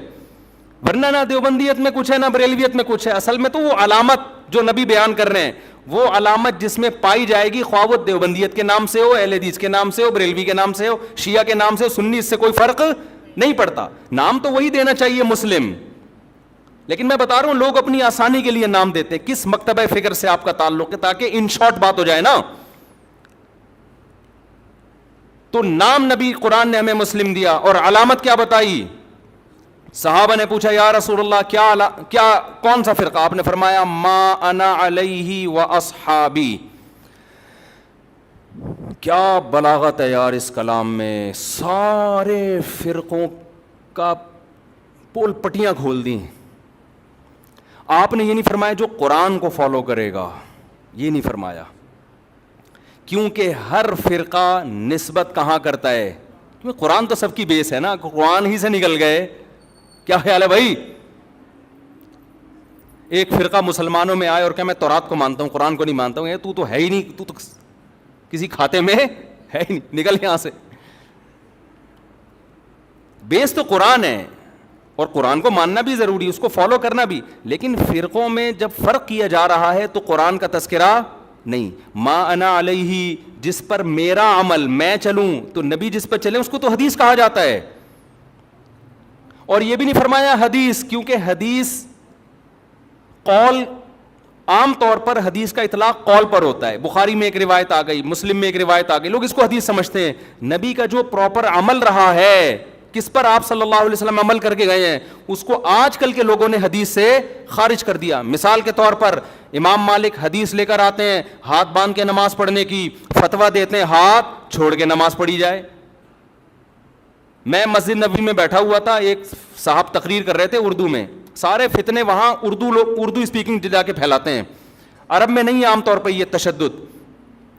اس سے کسی نے پوچھا کہ ہاتھ چھوڑ کے نماز پڑھنا کیسا ہے؟ انہوں نے کہا بالکل ناجائز، بدعت. کیوں؟ حدیث میں آتا ہے ہاتھ باندھ کے نماز، ہم حدیث کو فالو کریں گے، امام مالک کو فالو نہیں کریں گے. اتنی سختی سے امام مالک پہ رد کیا. میں نے کہا اس جگہ امام مالک نے کئی سال بیٹھ کے درس دیا ہے، اس نے ان کی شخصیت کا بھی احترام نہیں کیا. عوام یہ میسج لے کے جا رہی ہے کہ قرآن و حدیث کا اس کو پتہ ہے، امام مالک کو پتہ نہیں تھا، حالانکہ وہ تو تبع تابعین میں سے ہیں. حدیث میں آتا ہے عنقریب ایک شخص پیدا ہونے والا ہے مدینہ میں جس کی طرف پوری دنیا سے علم کے لیے لوگ آئیں گے. اکثر علماء اس طرف گئے ہیں، اس سے مراد امام مالک ہیں. اکثر علماء اس طرف گئے. اتنے بڑے عالم کا مذاق اڑا دیا آپ نے. آپ یوں کہہ سکتے تھے کہ حدیث میں آتا ہے کہ ہاتھ باندھ کے نماز. امام مالک نے دیکھا کہ مدینہ والے ہاتھ چھوڑ کے نماز پڑھ رہے ہیں. امام مالک نے اس سے دلیل پکڑی کہ انہوں نے صحابہ کو دیکھا ہوگا، اور صحابہ نے کس کو دیکھا؟ نبی کو. تو اگرچہ باندھنے کا تذکرہ ہے لیکن نبی کا آخری عمل کیا تھا؟ ہاتھ چھوڑ کے. تو امام مالک کی رائے میں یہ دلیل ہے. وہ کہہ رہے ہیں کہ حدیث میں تو ہمیں باندھنے کا تذکرہ ملتا ہے، لیکن جو عمل مل رہا ہے ہمیں پریکٹیکلی، جو تواتر مل رہا ہے وہ چھوڑنے کا مل رہا ہے. تو عملی تواتر کو وہ زیادہ ویلیو دے رہے ہیں قولی حدیث سے، تو وہ بھی حدیث ہی پر عمل کر رہے ہیں. پھر آپ ایک رائے بیان کر دیتے کہ بھئی ان کی رائے بھی ٹھیک ہے، دلیل ان کی بھی بنتی ہے، لیکن ہم حدیث کے ظاہر کو دیکھتے ہیں، بھئی باندھنے کا تذکرہ ہے تو ہم کہتے ہیں نبی نے جو چھوڑ کے نماز پڑھی ہوگی، ہو سکتا ہے وہ کسی عذر سے پڑھی ہو، یا ہو سکتا ہے کہ جی وہ آسانی کے لیے، یہ بتانے کے لیے کہ یہ بھی جائز ہے. تو ادب کا تقاضا یہ کہ باندھ لیے جائیں. لیکن اگر کوئی امام مالک کی رائے کو فالو کر رہا ہے تو ہم اس کو بھی برا نہیں کہیں گے. یہ انداز ہوتا تو میرا خیال ہے زیادہ اچھا ہوتا. لیکن آج کل کے اسکالرز جو قرآن حدیث کے ٹھیکیدار بنے ہوئے ہیں، ان کا یہ اسٹائل بولو نہیں ہے. ان کا یہ اسٹائل ہے کہ حدیث مجھے آتی ہے، باقی سارے جاہل ہیں. یہ تو امام مالک کے بارے میں. اگر وہ پوچھ لیتے نا رفع الیدین کا مسئلہ امام حنیفہ کا، پھر تو وہ ایک دم آگ نکلنا شروع ہو جاتی. جو اسٹائل امام مالک کا تھا کہ مدینہ میں نے لوگوں کو ہاتھ چھوڑ کے نماز پڑھتے ہوئے پایا ہے، رفع الیدین نہ کرنے کے بارے میں وہی دلیل کس کی ہے؟ امام ابو حنیفہ کی، کہ کوفہ علم کا مرکز تھا. کوفہ میں عبداللہ بن مسعود اور علی رضی اللہ تعالیٰ عنہ کے آ کے آباد ہوئے. یہ دونوں صحابہ علم میں دوسروں سے بہت زیادہ تھے. ان کے شاگرد جتنے بھی کوفہ میں تھے رفع الیدین نہیں کرتے تھے. امام ابو حنیفہ نے اس سے استدلال کیا کہ ٹھیک ہے بخاری مسلم تو امام حنیفہ کے بعد آئی ہے، لیکن صحیح حدیثیں رفع الیدین کرنے پر بھی ہیں. لیکن یہ جو آخر میں نہیں کر رہے اتنے سارے صحابہ، تو یہ اس کی علامت ہے نبی نے آخر وقت میں ترک کر دیا تھا. آپ اس دلیل پہ آپ یہ کہہ سکتے ہیں کہ مجھے یہ دلیل سمجھ میں نہیں آتی، میری رائے یہ کہ کیونکہ بخاری میں ہے تو ہم رفع الیدین کریں گے. ٹھیک ہے، آپ کی نہیں سمجھ میں آ رہی تو ٹھیک ہے، ہم تو مانتے ہیں نبی نے کیا ہے. لیکن اگر ابو حنیفہ اہل کوفہ اور صحابہ تابعین جو ان کے شاگرد تھے ان کے عمل سے استدلال کرتے ہوئے نہ کرنے کا فتویٰ دے رہے ہیں، آپ ان کی نماز کو بولو خلاف سنت ہے، اس کا مطلب آپ اپنی رائے کو دوسرے پر تھوپنا چاہتے ہیں. امام ترمذی جو امام بخاری کے شاگرد ہیں، جب رفع الیدین کرنے کا ذکر کیا نا انہوں نے، آپ ترمذی میں دیکھ سکتے ہیں عربی میں، تو اس میں کہتے ہیں وَبِهِ يَقُولُ بَعْضُ أَهْلِ الْعِلْمِ مِنْ أَصْحَابِ النَّبِي، رفع الیدین کرنا بعض اہل علم صحابہ کی رائے تھی. جب رفع الیدین نہ کرنے کا تذکرہ کیا ہے تو پھر لکھتے ہیں وَبِهِ يَقُولُ غَيْرُ وَاحِدٍ مِّنْ أَهْلِ الْعِلْمِ مِنْ أَصْحَابِ النَّبِي، یہی اہل علم صحابہ میں بہت سارے لوگوں کی رائے ہے. یہ کون کہہ رہے ہیں؟ امام بخاری کے شاگرد. حالانکہ وہ خود بھی رفع الیدین کے قائل تھے، لیکن دلیل میں صحابہ کی جب بات آ رہی ہے تو کیا کہہ رہے ہیں؟ تو میں آپ سے عرض کر رہا ہوں کہ ہر محدث، ہر مجتہد کا اپنا ایک اصول ہوتا ہے، اور اس کا بنیادی مقصد کس کو فالو کرنا ہے؟ نبی کو فالو کرنا. تو آپ صرف قولی حدیث لے رہے ہو، نبی کا عمل نہیں دیکھ رہے، یہ مسٹیک ہے. تو نبی نے پہلی علامت کیا بیان کی؟ ما انا علیہ، بولو نا، وہ اصحابی، جس پر میں ہوں، جو میرا عمل ہے جس پر. تو یہ نبی کا عمل تھا. اب اس عمل میں اختلاف ہو سکتا ہے، کوئی کہہ رہا ہے ہاتھ چھوڑ کے نماز کا عمل تھا، کوئی کہہ رہا ہے ہاتھ باندھ کے نماز کا عمل تھا، کوئی کہہ رہا ہے رفع الیدین کا عمل تھا، کوئی کہہ رہا ہے نہ کرنے کا عمل تھا، آخر عمل. ٹھیک ہے، یہ اختلاف شریعت میں ناپسندیدہ نہیں ہے. اس اختلاف کی بیس پہ فرقے نہیں بنتے، کوئی بنائے گا تو وہ جہنمی ہے. اور یہ اختلاف صحابہ میں بھی تھا، کیونکہ دونوں میں وہ علامت پائی جا رہی ہے ما انا علیہ. کامیاب فرقے کی علامت کیا ہے؟ جس پر نبی کا عمل. تو نبی کا عمل دونوں پر ہے نا، تو اس میں آپ دونوں میں سے کسی کو بھی غلط بولو نا یار. نہ ہاتھ باندھ کے نماز پڑھنے والے کو، نہ ہاتھ چھوڑ کے، نہ رفع الیدین کرنے والے کو، نہ کرنے والے کو، کیونکہ دونوں کے پاس دلیل ہے، دونوں مکتبہ فکر کی، اور دونوں کہاں سے ثابت کرتے ہیں؟ نبی سے. تو اس بیس پہ جتنا بھی اختلاف ہو، اس اختلاف سے جنت اور جہنم کا فتویٰ نہیں لگتا. سمجھ میں آ رہی ہے بات؟ اگلی بات، نبی یہاں کہہ کے رکے نہیں صرف ما انا علیہ. اگر آپ رک جاتے تو ہم صحابہ کو بیچ سے نکال دیتے. ہم کہتے ہیں حدیث میں کیا آ رہا ہے، بس نبی نے فرمایا وَأَصْحَابِي. کیوں؟ اب دیکھو ترتیب کیا ہے. آپ نے قرآن کا ذکر کیوں نہیں کیا؟ کیونکہ قرآن کی لوگ ایسی تشریح کریں گے جو نبی کی تشریح کے خلاف. جیسے غامدی صاحب اللہ ان کی عمر میں برکت دے، بہت ساری تشریحات ایسی کرتے ہیں قرآن کی جو حدیثوں کے خلاف جا رہی ہیں. نبی نے شادی شدہ زانی مرد کو رجم کیا ہے، ساری دنیا جانتی ہے، متواتر روایات ہیں. وہ قرآن کی آیت کی تشریح کرتے ہیں کہ زانی مرد اور عورت کو 100 کوڑے مارو. وہ تشریح ایسی کر رہے ہیں جس میں شادی شدہ کو بھی شامل کر رہے ہیں، حالانکہ یہ کنواروں کے بارے میں نازل ہوئی ہے. حدیث سے پتہ چلتا ہے، متواتر حدیث سے. تو نبی نے کیا فرمایا؟ قرآن کا تذکرہ کیوں نہیں ڈائریکٹ اپنے عمل کو پیش کیا، تاکہ لوگ قرآن کی وہ تشریح نہ کریں جو میرے عمل کے، صرف میری حدیث نہیں، میرے عمل کے بھی خلاف ہو. اور عمل بھی نبی کا اصل میں حدیثی کہلاتا ہے. 2 قسمیں، قولی اور ایک فعلی. آپ نے ایک عمل کیا، صحابہ نے سینہ بسینہ اس عمل کو نقل کیا، یہ بھی حدیث ہے، چاہے بخاری میں نہ بھی ہو، چاہے مسلم میں نہ بھی ہو. دوسرا، آپ نے ان لوگوں پہ رد کرنے کے لیے جو حدیث کی تشریح اخپل طریقے سے کریں اور اس میں صحابہ کو بیچ سے نکال دیں، ان کو نکالنے کے لیے آپ نے کیا فرمایا؟ میرا اور میرے اصحاب کا عمل. سمجھ میں آ رہی ہے بات؟ میرے اور میرے اصحاب کا عمل. کیا مطلب؟ ایسے فرقے آئیں گے جو قرآن کی تشریح اخپل طریقے سے کریں گے، حدیث کو بیچ سے نکال دیں گے، یہ بھی جہنمی، چاہے وہ اپنے آپ کو صبح و شام اہل قرآن کہتے ہوں. لیبل جو منکرین حدیث ہیں ان کا پتہ ہے اپنے فرقے کا نام کیا رکھا ہے؟ اہل قرآن. اور جب آپ ان کے سامنے بیٹھو گے قرآن کے فضائل بیان کرنا شروع کر دیں گے، بار بار قرآن کیا کہتے ہیں، اللہ کا کلام. مقصد قرآن کی فضیلت نہیں ہوگی، مقصد حدیث کا انکار ہوگا. سمجھتے ہو گے نہیں سمجھتے؟ لوگ متاثر ہوتے ہیں، یار یہ ماشاءاللہ اللہ کے کلام کو کتنا فوکس کرتے ہیں، ماشاءاللہ ماشاءاللہ کتنا ان کے دل میں اللہ کے کلام کا جلال ہے. بھائی یہ جو آپ کے سامنے صبح و شام قرآن کے فضائل بیان کر رہا ہے، اس کا مقصد حدیث کی نفی ہے. ایک آدمی قرضہ مانگنے کے لیے آیا، اور آپ سے کہہ رہے سفارش کر دیں کہ وسیم بھائی مجھے قرضہ دے دیں. دوسرا بھی آ گیا قرضہ مانگنے کے لیے, آپ چاہ رہے ہو اس کو نہ ملے اس کو مل جائے, آپ کو پتہ ہے یہ سیٹ ایک ہی آدمی کو دے گا. اب آپ نے دوسرے کی بے پناہ تعریفیں شروع کر دیں, تو یہ تعریفوں میں ضمناً دوسرے کی کیا ہے, برائی ہے. یہ بندہ ٹھیک نہیں ہے, اس کو نہیں دو, ٹھیک ہے نا. لیکن نام پرویزی فرقے نے اپنا نام کیا رکھا ہوا ہے, اہل قرآن, اہل قرآن. تو اسی طرح جب حدیث نبی نے ہمیں پہلے بتا دیا, کچھ لوگ ایسے آئیں گے جو حدیث کی تشریح ایسی کریں گے جو صحابہ کی سمجھ میں نہیں آئی. نام کچھ بھی رکھ سکتے ہو آپ, اہل حدیث رکھ سکتے ہو آپ, اہل قرآن رکھ سکتے ہو آپ, دیوبندی رکھ سکتے ہو آپ, محمدی رکھ سکتے ہو, کچھ بھی رکھ سکتے ہو. عمل دیکھا جائے گا پریکٹیکلی ہو کیا رہا ہے. بھئی صحابہ کیوں نہیں ہے, صحابہ کا فتویٰ یہ کیوں نہیں ہے. اور ان صحابہ میں بھی آپ نے سب سے زیادہ ہائی لائٹ کیا خلفائے راشدین کو. علیکم بسنتی و سنت الخلفاء الراشدین المہدیین, میری اور خلفائے راشدین کی سنت کو لازم پکڑو. میں دعوے سے کہتا ہوں خلفائے راشدین کے دور میں کوئی ایک مسجد دکھا دو جس میں رمضان میں 8 رکعت تراویح ہوتی ہو, کوئی ضعیف سند دکھا دو میرے بھائی.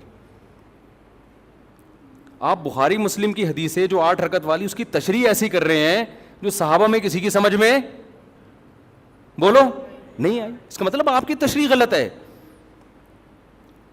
بعض لوگ کہتے ہیں حضرت عمر سے ایک ضعیف روایت پیش کرتے ہیں کہ اس میں 8 کا تذکرہ ملتا ہے, وہ ضعیف روایت ہے. مان لو تو صحابہ کو نبی نے حکم دیا عمر کو فالو کرو نا, تو اگر حضرت عمر نے 8 پڑھوائی تھیں تو پھر پوری دنیا میں ہمیں 8 ملتی کیوں نہیں ہیں؟ کوفہ میں, بصرہ میں, دمشق میں, مصر میں 8 سے زیادہ کیوں ملتی ہیں ہمیں؟ آج لوگ کہتے ہیں مکہ مدینہ میں 8 ہو رہی ہیں. بھئی آج کا مکہ مدینہ لوگے یا 1200 سال 1300 سال پہلے کا مکہ مدینہ لوگے؟ آج لوگ کہتے ہیں سعودی عرب میں 3 کو 1 کہتے ہیں. او بھائی سعودی عرب میں آج کہتے ہیں نا, 1400 سال سے سعودی عرب میں 3 کو 3 ہی کہتے تھے. تو 1400 سال سے جو اسلام تھا وہ والا صحیح تھا یا آج جو اسلام ہے وہ والا صحیح ہے؟ کھوپڑی کام نہیں کر رہی لوگوں کی. یعنی عجیب. ایک صاحب مجھے کہنے لگے آپ لوگ پتہ نہیں کیا باتیں کرتے ہو, وہاں تو مصر میں بھی 3 طلاق کے 1 ہو گئی ہے, یہ سوڈان میں بھی 3 1 ہو گئی ہیں, اور پاکستان میں بھی ہو رہی ہیں قانونی. اور میں نے کہا یہ اب ہو رہی ہیں, اسلام آج آئے 1400 سال پہلے آیا تھا. اب ہونا اس کی علامت ہے کہ اب تک نہیں تھا, اب تک 3 ہی تھیں. لوگ کہتے ہیں پوری دنیا میں 8 تراویح ہو رہی ہے, آپ لوگ کو پتہ نہیں کیا 20 پڑھ رہے ہو. کب سے شروع ہوئی ہیں 8؟ آپ 100-150 سال پہلے تاریخ کی کتابیں اٹھا کے دیکھو, پوری دنیا میں 20 سے کم کہیں بھی 1 رکعت بھی نہیں ہوتی تھی. تو بعد میں چینج ہوئی ہے. اب جو چینجنگ ہو رہی ہے وہ قابل قبول نہیں ہے. اب تو چینج, اب تھوڑی لوگ. عبداللہ بن مسعود کا مشہور قول ہے, من کان منکم مستنن فلیستن بمن قد مات. جو تم میں فالو کرنا چاہتا ہے پہلوں کو فالو کرے, اس لیے کہ زندہ لوگوں کے بارے میں یہ خوف ہے کہ وہ فتنے سے محفوظ نہیں ہے. زندہ لوگ بک بھی جاتے ہیں, ان کے اپنے مفاد بھی ہوتے ہیں, سیاسی مفاد بھی ہوتے ہیں, حکومتی دباؤ بھی ہوتا ہے. اب حرمین میں کہہ رہے ہیں 10 رکعت تراویح ہو گئی. بھائی کیا پتہ بادشاہ نے ایک آرڈر دیا ہو کہ 10 ہوں گی. ہمارے ایک دوست وہاں فجر کی نماز کا ٹائم داخل, اقامت ہو رہی, بیٹھے ہوئے ہیں. میں نے کہا بھائی نماز کھڑی ہو رہی ہے, مسجد نبی میں پڑھو. کہہ رہے ہیں پتہ نہیں کہ ایسا نہ عمر ملک ہو, بادشاہ کا حکم ہو وقت سے پہلے پڑھنے کا, تو میں پہلے اپلیکیشن میں دیکھ لوں ٹائم داخل بھی ہوا کہ نہیں ہوا. خیر وہ تو تھوڑا انہوں نے غلو کر دیا, لیکن وہ ڈر گئے تھے نا یار, ایسا نہ ہو کہ بادشاہ سلامت میں کچھ بھی حکم دے دیا ہو. ایسا ہوتا نہیں ہے کہ بادشاہ سلامت ٹائم سے پہلے نماز پڑھنے کا آرڈر دے دے. لیکن آپ کیسے یہ کہہ سکتے ہو کہ یہ عرب علماء کا فتویٰ ہے؟ اگر چند کا ہے بھی تو ہمارے لیے ان کے احترام کے باوجود وہ فتویٰ حجت نہیں ہے. اب میں آخری بات جو محرم پہ لے کے چلا تھا, میں جلدی سے وہ سمیٹ کے ختم کرتا ہوں. اصل تو میرا ٹاپک یہ تھا محرم. تو بہن بھائی فرقے بنتے چلے جائیں گے, محرم میں جو کچھ ہو رہا ہے یہ لوگ کریں گے. نبی نے فرمایا 73 فرقوں میں امت تقسیم ہوگی. میں نے اور آپ نے وہ کام کرنا ہے جو قرآن میں ہے, حدیث میں ہے, اور اس پر کس کا عمل ہے؟ صحابہ کا. اور یہ جو چاروں ائمہ ہیں نا, انہوں نے انہی کو فالو کیا ہے, صحابہ کو. اس لیے امت کہتی ہے چاروں ائمہ کا جس مسئلے پر اتفاق ہو اس سے شذوذ اور خروج اختیار کرنا جائز نہیں ہے, کیونکہ یہ اس کی ظاہری ایک علامت ہے کہ حق اس میں منحصر ہے. کیوں اتنے بڑے بڑے ائمہ کیسے غلطی 1 سے ہوتی ہے, 2 سے ہوتی ہے؟ چاروں ہی متفق کیسے ہو گئے؟ اور اگر آپ نہیں مانتے تو اتنی بات تو مانتے ہو نا، نبی اور صحابہ یہ تو منسوس ہے نا. تو مجھے بتاؤ محرم صحابہ کی زندگی میں آیا تھا کہ نہیں آیا تھا؟ اہل بیت کی زندگی میں آیا تھا نہیں آیا تھا؟ کوئی ایک صحیح روایت ہمیں ملتی ہے کہ اہل بیت نے وہ کچھ کیا جو آج ہم کر رہے ہیں؟ کیا حضرت حسین ابن علی رضی اللہ عنہ سید الشہداء، کیا انہوں نے ماتم کی ترغیب دی ہے یا ان کے اولادوں نے ماتم کی ترغیب دی ہو؟ غم منانا، غموں میں رونا پیٹنا، ماتم کرنا، اسلام صبر کی تلقین دیتا ہے. اہل بیت کا حکم بھی کیا تھا؟ صبر. واویلا کرنا، رونا پیٹنا، چیخنا چلانا یہ اسلام کا حکم نہیں ہے. بعض لوگ استدلال کرتے ہیں کہ فلاں موقع پہ نبی صلی اللہ علیہ وسلم روئے، فلاں موقع پہ فلاں صحابی روئے. غم کے موقع پہ روئے ہیں، غم کا موقع گزرنے کے بعد اس تاریخ آنے پر روئے، ایسا ہمیں تذکرہ بولو نہیں ملتا. غم کے موقع پہ رونا تو انسان کی نیچر ہے، فطرت ہے، اس میں بھی چیخنے کی اجازت نہیں ہے، ماتم کی اجازت نہیں ہے. عین جب صدمہ پہنچے اس وقت آپ کو ماتم کی اجازت نہیں، نبی نے لعنت فرمائی ہے. تو صدمہ گزرنے کے 1 سال بعد اس تاریخ کو آنے پر کہاں سے اجازت ہو گئی؟ میں تشدد کا قائل نہیں ہوں، میرا مقصد یہ نہیں ہے کہ آپ جو لوگ یہ کر رہے ہیں ان کو جا جا کے چھیڑیں، تنگ کریں. ہمارا ملک فرقواریت اور لسانی اور فرقہ وارانہ جھگڑوں کا متحمل نہیں ہے، مار دھاڑ اور نفرت والی تقریریں کرنا نہیں ہے. میرا مقصد تو اہل سنت والجماعت کو یہ بتانا ہے کہ آپ ایک فیصلہ کرو، آپ ادھر ہو یا ادھر ہو. آپ کے اصول کچھ اور ہیں، ان کے اصول کچھ اور ہیں، ان کو ان کے اصولوں پہ چلنے دیں. جب نبی نے کہہ دیا نا 73 ہوں گے تو 73 ہو کے رہیں گے. آپ فرقہ واریت ختم نہیں کر سکتے. آپ نے سلیکٹ کرنا ہے کہ صحیح کون ہے غلط کون ہے. آج لوگ کہتے ہیں فرقہ واریت ختم ہو جائے، میں نے کہا نہیں ہو سکتی ختم بھائی، نبی نے کہہ دیا 73 فرقے ہوں گے، کیسے ختم ہوگی؟ آپ نے سلیکٹ کرنا ہے، گائیڈ کرنا ہے کہ صحیح کون ہے، اپنے لیے سلیکشن کرنی ہے کہ ان میں صحیح کون ہے، میں وہاں جاؤں گا. آپ کے پاس بہت سارے آپشن ہوتے ہیں دنیا میں بھی، تو آپ سارے آپشن ختم کر دیتے ہو. کئی رشتہ آیا آپ کے لیے، بہت ساری لڑکیاں ہیں، آپ نے کہا یہ ٹھیک ہے باقیوں کو بم سے اڑا دو. او بھائی آپ کو جو سمجھ میں آئے آپ اس سے شادی کر لو، بلکہ اس سے بھی نہیں 3 اور سے کر لو. اور لڑکی کے پاس ایک آپشن ہے، تو بھائی جو سمجھ میں آ رہا ہے اس سے کر لو، باقی وہ دوسرا جو مرضی آپ کے بھلا سے آپ کہیں اس کو مار دو، کیونکہ وہ غلط آدمی کا رشتہ میرے پاس آیا ہے، بندہ ٹھیک نہیں ہے، ابا اس کو مروا دو. ابا کہے گا بیٹا تو اتنے لوگ صحیح بھی ہیں غلط بھی ہیں، تجھے جو صحیح لگ رہا ہے وہ بتا دے، جو غلط ہے وہ اس کو رہنے دے، وہ تیرا کام نہیں ہے. دنیا میں بہت سی غلط بھی ہوتی ہیں، ان کو وہ غلط مل جائے گا. تو فرقے تو رہیں گے، حضرت عیسیٰ علیہ السلام ہی آ کے ان فرقوں کو ختم کریں گے، اور تلوار سے ختم ہوں گے یہ. اور یہ ہمیں اجازت، ہمیں بم پھاڑنے کی، تلوار چلانے کی، گالیاں دینے کی اور ایسے بیان کرنے کی جس سے نفرتیں پھیلیں، ہمیں اس کی اجازت نہیں ہے. ہمارے پاس تو جو بھی آتا ہے ہم اس کو گلے لگاتے ہیں. شیعہ لوگ بھی آتے ہیں، ہم ملتے ہیں، تمیز سے بات کرتے ہیں، اکرام کرتے ہیں، السلام علیکم. مذہب پہ بحث نہیں کرتے ہم، کیوں؟ ہمیں پتہ ہے خام خواہ کا جھگڑا ہوگا، جو سیکھنے آنا چاہے بات کر لیتے ہیں اس سے ہم. تو ہم نفرتوں کے قائل نہیں ہیں، نہ ہم تشدد کے قائل ہیں. ہم تو آپ کو یہ بتا رہے ہیں کہ آپ فیصلہ کرو کہ آپ ہو کس کیٹیگری میں. ہماری حدیث ہمیں یہ بتاتی ہے، ہمارے نبی ہمیں یہ بتاتے ہیں کہ ما انا علیہ و اصحابی، جو میرے اور صحابہ کا طریقہ. ہمارے نبی پہ محرم بھی آیا، صحابہ پہ محرم بھی آیا، جو انہوں نے کیا ہم بھی وہی کریں گے. ہمارے نبی کی زندگی میں ربیع الاول آیا، صحابہ کی زندگی میں خلفائے راشدین کی زندگی میں آیا، جو انہوں نے کیا ہم بولو نا وہ کریں گے. انہوں نے کیا کیا؟ صبر کیا ہے. غم کے موقع پہ کیا کیا ہے؟ صبر کیا ہے. تو ہم بھی کیا کریں گے؟ صبر. یا ہمیں اجازت دی ہے قاتل سے قصاص لیں. حضرت حسین کے قاتل اگر آج ہمیں مل جائیں، ہم انشاءاللہ ان کو زندہ نہیں چھوڑیں گے. جب نہیں ہے ہمارے پاس، ہمارے دور میں نہیں ہے، تو اللہ سے ہم دعا کرتے اللہ ان سے انتقام لے قیامت کے دن. حضرت حسین کے خون کا بدلہ لے اللہ ان سے، اور لے گا، اللہ کیوں چھوڑے گا. لیکن اگر ہم نے اس حدود سے تجاوز کر کے ہم نے وہ کچھ کیا جو اللہ اس کے رسول کی منشا کے خلاف ہے، تو میرے بھائی جہاں قاتلوں سے سزا لی جائے گی، اللہ ہمیں بھی نہیں چھوڑے گا. کہ یہ کون سی اہل بیت کی تعلیمات تھی جس پر تم عمل کر رہے ہو. سفید لباس اسلام میں پسندیدہ ہے، ٹھیک ہے، نبی نے ہر رنگ کا لباس پہنا ہے. پسند کس کو کیا؟ سفید کو، وہ محرم میں بھی پسندیدہ، وہ سفر میں بھی، وہ ربیع الاول میں. جیسے ہی رشتہ میسر ہو اسلام حکم دیتا ہے نکاح میں تاخیر نہ کرو، چاہے محرم ہو. محرم ہے تو سفر تک ڈیلے نہ کریں، سفر میں رشتہ ملا تو ربیع الاول تک ڈیلے نہ کریں. ویسے بھی میرے بھائی جس نے 4 شادیاں کرنی ہوں گی وہ اگر ڈیلے کرنا شروع کر دے تو اس کی ہو گئی. پھر اسلام میں تو یہ کہ جلدی نکاح کرو. محرم میں بھی کریں، جو نہیں کر رہے ان کو چھوڑ دیں، اپنے ان کا فرقہ ہے، ان کا مسلک ہے، چھیڑے نہیں کسی کو، جا کے بحث نہ کریں. دفتروں میں بحثیں خامخواہ شروع ہو جاتی ہیں. آپ نے اپنے بارے میں فیصلہ کرنا ہے میں کدھر ہوں، میں کدھر کھڑا ہوں.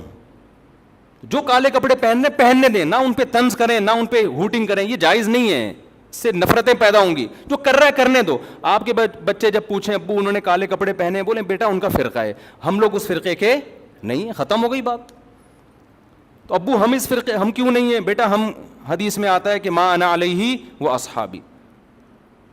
جب بچہ آپ کا پوچھے نا تو آپ بتائیں حدیث میں آتا ہے جو میرے اور صحابہ نے، چونکہ صحابہ نے یہ نہیں کیا تو ہم بھی نہیں کر رہے. تو بیٹا پوچھے گا پھر یہ کیوں کر رہے ہیں؟ تو بیٹا جو ان کا کام ہے وہ ان سے پوچھنے کا ہے، وہ مجھ سے پوچھنے کا نہیں ہے. اب بچہ جائے گا ان سے پوچھنے کے لیے، اس کو بولیں بیٹا جب بڑے ہو جاؤ گے نا پھر جا کے پوچھنا، ابھی پوچھا تو رپلائی بھی ہوگا، اس سے کیا پیدا ہوگا؟ فتنہ. تو بچے میں کھوپڑی ہوگی تو وہ اتنی بات اس کی کھوپڑی میں انشاءاللہ آ جائے گی، 2 اور 2 4 کی طرح. پھر بچہ کہے گا ہمیں کیا کرنا چاہیے؟ اس کو بتا دو بیٹا قرآن میں صاف طور پہ لکھا ہوا ہے کہ ہم نے بنی اسرائیل سے عہد لیا تھا کہ ان احکام کو فالو کرنا ہے. بنی اسرائیل نے ان احکام کو چھوڑ کر فرقے بنا دیے. تو بیٹا قرآن میں سورہ بقرہ میں اللہ کہہ رہا ہے ان احکام کو فالو کرو، وَاعْبُدُوا اللَّهَ، اللہ کی عبادت کرو. سمجھتے ہو؟ بیٹا ہم نے کیا کرنا ہے؟ اللہ کی عبادت. ابو عبادت کیسے کرنی ہے؟ بیٹا 5 نمازیں پابندی سے پڑھنی ہے، ٹھیک ہے نا. زندگی میں 1 دفعہ حج کرنا ہے. بیٹا سال میں 1 دفعہ زکوٰۃ دینی ہے، اس کے حکام علماء سے پوچھ لو. یہ کرنا ہے ہم نے، محرم میں بھی کرنا ہے، سفر میں بھی کرنا ہے، ربیع الاول میں بھی کرنا ہے اور ربیع الثانی میں بھی کرنا ہے. جس کا جو حکم آتا جائے، رمضان میں روزے رکھنے، حج کے ایام میں حج کرنا ہے، وہ اللہ نے ڈیٹیں ہمیں بتا دی. ابا محرم میں کیا کرنا ہے؟ بیٹا محرم میں 9 10 یا 10 11 کا روزہ رکھنا ہے. اور زیادہ روزے رکھ سکتے ہو تو سبحان اللہ، حدیث میں آتا ہے سب سے زیادہ رمضان کے بعد روزوں کا ثواب کس مہینے میں ملتا ہے؟ محرم میں ملتا ہے. بیٹا ہم نے یہ کرنا ہے. سمجھ میں آ رہی ہے بات کہ نہیں آ رہی؟ اور کیا کرنا ہے؟ اور اس سے بولو قرآن میں اللہ کہتا ہے وَلَا تُشْرِكُوا بِهِ شَيْئًا، اللہ کی عبادت کرنی ہے، اس کے ساتھ کسی کو شریک نہیں، پکارنا نہیں ہے، صرف یا اللہ مدد، نہ یا علی مدد، نہ یا غوث اعظم مدد، نہ یا رسول اللہ مدد. یہ سارے نعرے بیٹا ہم لوگوں کے بولو نہیں. اچھا ابو فلاں نے فلاں کتاب میں لکھا ہے کہ یا رسول اللہ مدد تو دائرے اسلام سے خارج ہے. بیٹا کون دائرے میں داخل ہے کون خارج ہے یہ تیرا ہیڈ ایک، کیونکہ بچے نے اس کو لے کے پھر وہ فتوے دینا شروع. بیٹا اس کو چھوڑ دے اپنے حال پہ. میں جو تو نے کرنے کے کام ہے وہ میں تجھے بتا رہا ہوں. وہی ہے نا ایک آدمی رات کو تہجد میں اٹھ کے دعا مانگ رہا تھا، اے اللہ سارے لوگ سو رہے ہیں میں اکیلا جاگا ہوا ہوں، اس عمل کی لاج رکھ لے، سارے لوگ خراٹے لے رہے ہیں میں اکیلا. لوگوں نے کہا بھائی تو اپنی باتیں بتا، ہماری برائیاں کیوں کر رہا ہے اللہ کے سامنے؟ ایک آدمی نے کمبل نکال کے بولا بھائی تو اپنا بتا نا، ہماری برائیاں ہمیں کیوں ساتھ میں گھسیٹ رہا ہے، یہ لوگ سو رہے ہیں. تو بیٹا یہ آپ کے کرنے کا کام ہے، باقی آپ کسی پہ فتوے کون یا رسول اللہ کہہ رہے ہیں، کون کس کا کیا مطلب ہے، چھوڑو اس بحث کو. اس میں پھر بڑی طویل بحثیں ہیں، یہ ایسے دلدل میں پھنسو گے نکلنے کے قابل نہیں رہو گے. اچھا ابو اور کیا کرنا ہے میں نے؟ تو ان کو بتاؤ وَاعْبُدُوا اللَّهَ وَلَا تُشْرِكُوا بِهِ شَيْئًا وَبِالْوَالِدَيْنِ احسانا. بیٹا ماں باپ کے ساتھ کیا کرنا ہے؟ احسان. کیسے احسان کرنا ہے؟ اللہ کہتے ہیں لا تقل لهما اف، ماں باپ کے سامنے اف بھی نہیں کہنا. ان کے قدموں میں جنت تلاش کرنی ہے، محبت سے ان کی پیشانی پر دیکھنے سے حج عمرے کا ثواب ملے گا. سب سے بڑا حق اللہ رسول کے بعد کس کا ہے؟ والدین کا. ابا اور کیا کرنا ہے میں نے؟ وَبِالْوَالِدَيْنِ احسانا وَبِذِي الْقُرْبَى. بیٹا جو رشتہ جتنا قریب ہے اس سے بنا کے رکھنی ہے. ماں باپ کے بعد سب سے قریبی رشتہ بھائی بہنوں کا ہے، ان سے توڑنے نہیں دیکھنا، چاہے محرم ہو چاہے سفر میں ہو. کوئی روٹھا ہوا ہے تو اس کو جا کے کیا کر لو؟ راضی کر لو. ان پہ خرچ کرو، ہدیے دو، ان کو نذرانے دو تاکہ یہ جڑیں. جو رشتہ داری توڑتا ہے وہ محرم میں جو مرضی کر لے، حدیث میں آتا ہے وہ جنت میں نہیں جائے گا، چاہے وہ ربیع الاول میں جو مرضی کر لے. ابا اور کیا کرنا ہے؟ بیٹا رشتہ داری میں سب سے پہلا کام یہ ہے، قرآن کہتا ہے عورت کی میراث نہیں کھانا. میں مر جاؤں اپنی بہن کی وراثت اس سے پوچھے بغیر فوراً ہینڈ اوور کر دینا. سمجھ میں آ رہی ہے بات کہ نہیں آ رہی ہے؟ فوراً کیا کر دینا, اس کے حوالے کر دینا, میں مر جاؤں تو. ایسا نہ وہ 20 سال تک مانگتی رہے, یا آپ بولو ہم نے جہیز اتنا دے دیا تھا. اور بھی اس طرح کے حکام ہے جو سورۃ بقرہ میں ایک ہی جگہ اللہ نے وقولوا للناس حسنا, جب بھی لوگوں سے بات کرنی ہے اچھے اخلاق سے بات کرنی ہے, تمیز سے بات کیا کرو. بیٹا جب تم بات کرتے ہو تو لگتا نہیں ہے کہ تم نے تمیز کہیں سے سیکھی ہوئی ہے. آہستہ آواز میں بات کیا کرو, دھیمے لہجے میں بات کیا کرو. یہ تو نہ کہیں تمیز سیکھی بھی نہیں ہے, پھر اور بدتمیز بن جائے گا. تو وقولوا للناس حسنا واقیموا الصلاۃ, نمازوں کو پابندی سے قائم کرو. یہ ہمارا اسلام ہے جو محرم میں بھی ہے, سفر میں بھی ہے, ربیع الاول میں بھی ہے. اس کے علاوہ جو کچھ ہے میرے بھائی وہ ہماری اپنی اختراعات ہیں, ایجادات ہیں, اس میں اللہ کی رضا شامل نہیں ہے. اللہ تعالی ہمیں سمجھنے کی, عمل کی توفیق عطا فرمائے. جمعے کے بیان کے بعد تھوڑی دیر مسائل کا سیشن ہوگا. آپ لوگوں نے بھی کچھ پوچھنا ہے تو پوچھ سکتے ہیں, جانا ہے تو جا سکتے ہیں.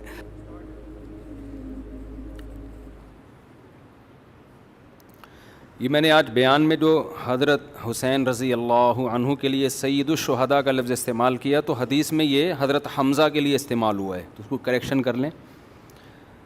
حضرت حسن اور حسین کو سیدہ شبابی اہل الجنہ, جنت کے نوجوانوں کا سردار کہا گیا ہے.